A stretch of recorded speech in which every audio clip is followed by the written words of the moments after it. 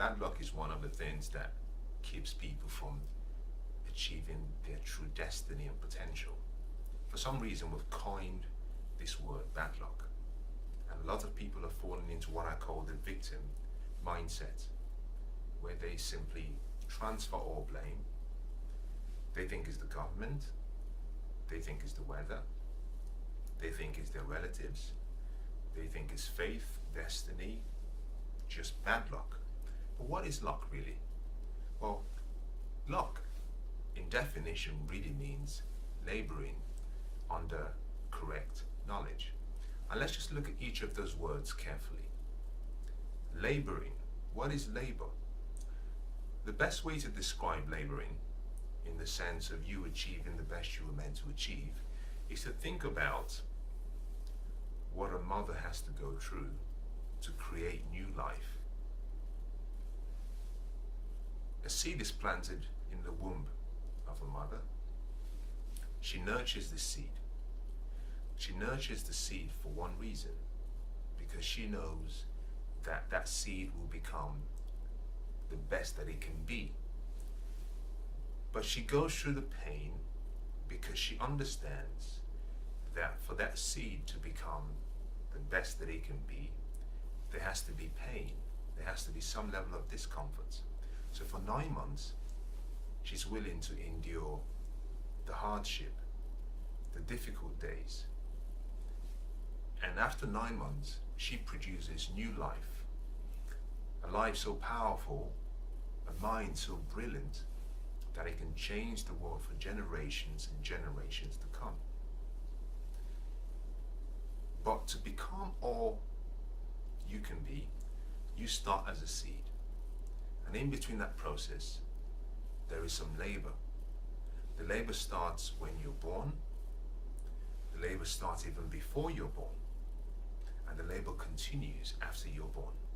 The mother has to carry the baby for a while in her belly, nurture this baby, then she has to birth the baby.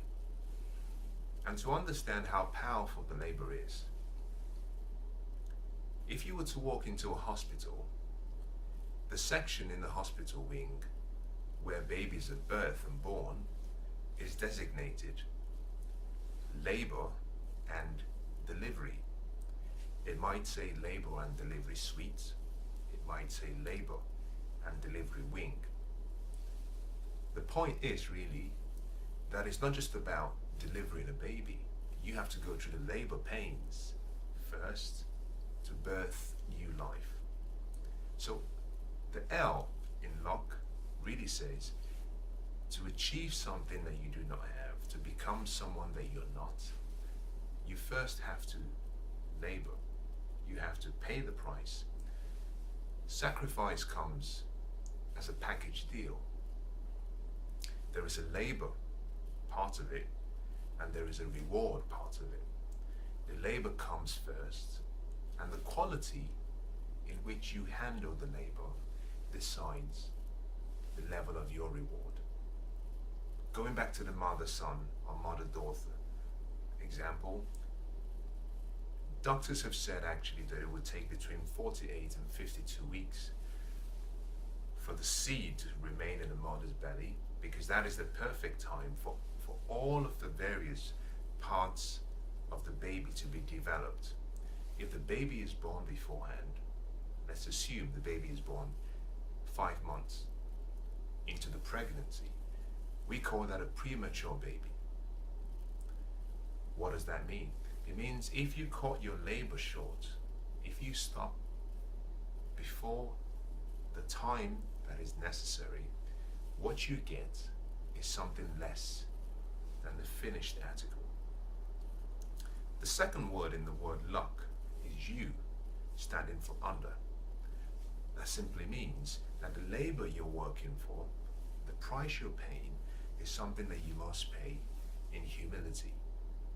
You must go under. You must be under something. In a lot of cases, if something is above you, it defines you. Another useful example to use is simply the whole principle of authority.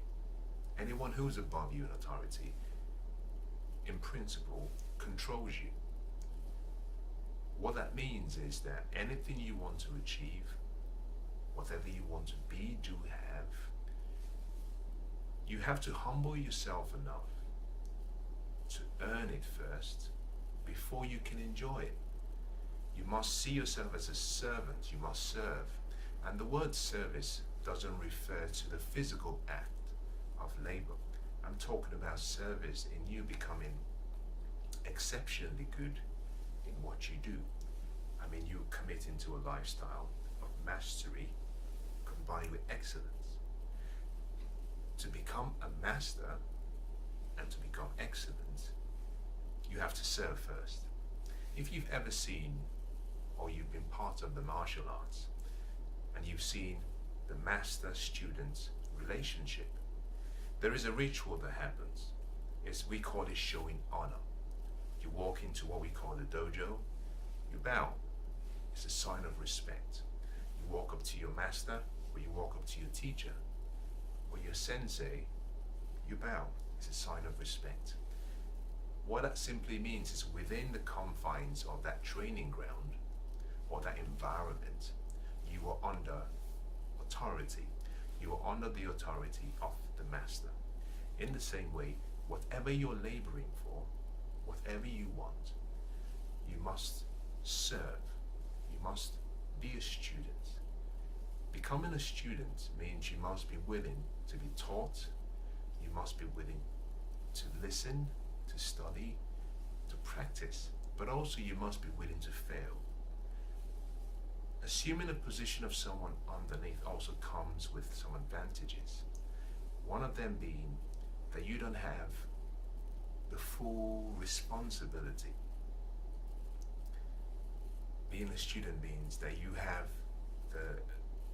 the opportunity and you have the rare gift of making some mistakes, trying different things to achieve the ultimate aim. Therefore, not only would you be expected to put in the labor, you would also be expected to stay under authority, which means to stay within the confines, to discipline yourself, to work within the laws and the principles that are required to achieve what you want to achieve. And lots of times many people are too excited about arriving that they forget about the journey. If someone gives you a dish and you try the dish and the dish tastes very good, and you ask for a recipe and a recipe is given to you, you have to follow the recipe first. Master the recipe. Once you've mastered the recipe and you're able to reproduce the same results, then you're ready to start experimenting and trying different ingredients to see if you can get better flavors. The problem we have with life is most people want to change the ingredients before they actually master the recipe. And life doesn't work that way. Life simply says, if you follow the ingredients, if you follow the guidelines, if you use the ingredients rather and follow the guidelines, you will get the same results. Once you've mastered and you become a good chef, now you can work within the confines of the cooking instructions, but you can add some more flavors if you want, not by taking out the necessary ones, but by trying to make it better. You have to be a student first. You must stay under. The next word is see. Laboring under correct. That simply means that there is good and there is bad in everything in life. It's like a two-edged sword. There is good and there is bad. But let me address the correct together with knowledge, because I think they go together. One is an adjective supporting the other. What that simply means is information doesn't always lead to revelation. Knowledge is not power. Knowledge is the potential of power. However, the knowledge has to be correct knowledge. If you have knowledge that is erroneous, that can lead you down a path where you get the opposite of success, which is failure. If you think about it and you look back at history, you have people you can compare. You can compare the likes of Mahatma Gandhi, who had power, but his power was founded on good knowledge that he used to empower the world, knowledge that he used to encourage and inspire the world and change his people for the better. His knowledge, when applied properly, produced power, which led to change, positive change. On the far extreme, you have someone like Hitler. He had knowledge, but he had knowledge that was erroneous. It was not knowledge of the truth. It was not correct knowledge. But he was very zealous in his approach. He believed that what he knew was correct. And with so much false evidence and so much of a false philosophy, he used the same knowledge, which was wrong. He influenced people in the wrong way. He had power, but it was wrong power, and he created more damage than he could have had he used the correct knowledge. So the knowledge you use has to be knowledge that is correct. We start from where we began. Luck simply means laboring under correct knowledge, and therefore there is no such thing as bad luck, because you cannot be laboring under correct knowledge that is bad. It contradicts itself. But people use the word bad luck as a way of, I'm a victim again. But understand this, that in life, there are no victims in life. There are only volunteers in life. I'll say that again. There are no victims in life. There are only volunteers in life. Whatever happens to you, whatever has happened in your life, you play the part. Now that might seem really cruel. That might seem really unfair, but this is the point I'm making. I'm not suggesting that you made an appointment with destiny. I'm not suggesting that you made an appointment with everything that has happened in your life to be where you are, or to be there at the right time when it happened. The point I'm simply making really is that although you cannot control the events that happen or occur in your life, which is true, you can control your responses. And the outcomes in your life are a function of the events and how you respond to the events. You see, there are events that occur in your life which, when combined with your responses, create an outcome.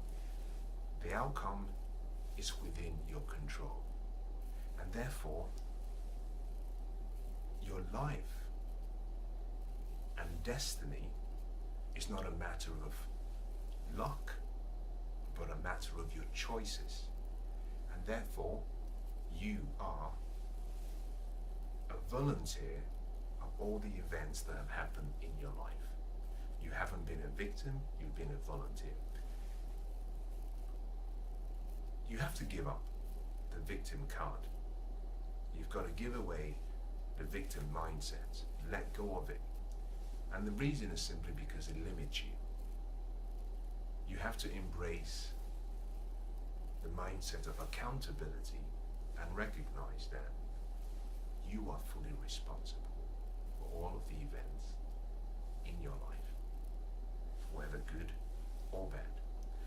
You have to let go of all blame, all complaining, all murmuring, all nagging, and simply see yourself as the architect of your life. See yourself as the sailor on the ship, and empower yourself with the ability to set the sail that you want and have the gales guide you based on the sail and how you set the sail towards your destination. If you do not set the sails and you're expecting the gales to lead you to your destination, you will be disappointed. Accept complete responsibility. Let go of any feeling of bad luck. In fact, you could actually let go of any feeling of luck. But if you must hold on to luck, then imagine luck as being when you prepare, and you prepare properly, and you finally get an opportunity, the wind of opportunity comes. When both collide, we call that luck. Let me use an example. And I'll use an insect as an example. The locust is a very rare insect. The locust cannot fly, but the locust can travel miles and miles and miles, much further than most insects. Although it cannot fly, what it has is it has the ability to jump. And it can jump in most cases so many more times more than its normal height. But the locust is so smart that it waits. It has very good senses. The locust can sense when the wind is coming its way. And all the locust does is jump. It jumps and the wind blows it. And here it is. It's an insect, it cannot fly, but by preparing itself, by staying aware, by keeping its senses acutely aware, by staying physically ready, it prepares itself such that when the wind of opportunity comes, it's ready. So it jumps at the same time as the wind comes, and the wind carries it all the way to its intended destination. And that is all that life expects of us. That we prepare ourselves because the opportunities will come. I like to say the opportunities must come. But if the opportunities come and you're not prepared, then you might say, I'm a victim. I have bad luck. But remember, to live a higher life, you have to let go of all the victim speech. Let go of all the blame. The second reason why you must let go of your victim mindset is because it brings you more grief. There is an ancient story that provides a good illustration about why complaining is not the best way to live. The account of the story says that the Israelites, and this was in ancient times, that the Israelites had left the country of Egypt and they were traveling across the desert. They were heading towards what they believed was the promised land, a land with abundance. They had been slaves for so long in Egypt. Now they had their freedom. They were traveling across the desert. They were being led by an incredible leader. Whilst they traveled across the desert, from day one, they complained. They complained about everything. They complained about everything. We had these people who were slaves. When they were in slavery, they were in bondage, they were treated badly, but finally they were free. But from day one, they complained. And they complained so much. They complained about the food, they complained about the weather, they complained about the water, they complained about the leadership, they complained about the people, they begged. They complained so much that they begged to return back to slavery because they wouldn't endure the labor to get them across the desert to their land. And their complaining got so much, so heavy, that the leader who was leading them was discouraged. And he cried out. And in his discouragement, the writer says that God heard their complaining and said, "These people are ungrateful people. They have no gratitude in their hearts. They are not thankful for what they have. Although they have left slavery, although I have provided for them through the deserts, all they've done is complain." So he decided that none of them would see the promised land. The trip was cancelled. And the account of the story says that everyone who complained, every one of the generation of people who complained, never got to the promised land. This simply means that taking the position of a victim, choosing not to accept responsibility, indulging in complaining and nagging and murmuring, does one thing and one thing alone. It steals your destiny. It robs you of your destiny. So to become all that you were born to be, decide that you would let go of the victim position. Remember what I said, there are no victims in life, only volunteers. You have to decide to let go of the victim position, recognize that you are a volunteer in this life, but more importantly, in your life. But make a decision that you will not wait, and that there is no such thing as bad luck, but instead that you will prepare yourself like a locust, so that when the wind of opportunity comes, you can jump, and you can be blown, and you can be transported to your future, to your destiny. Remember, luck is simply laboring under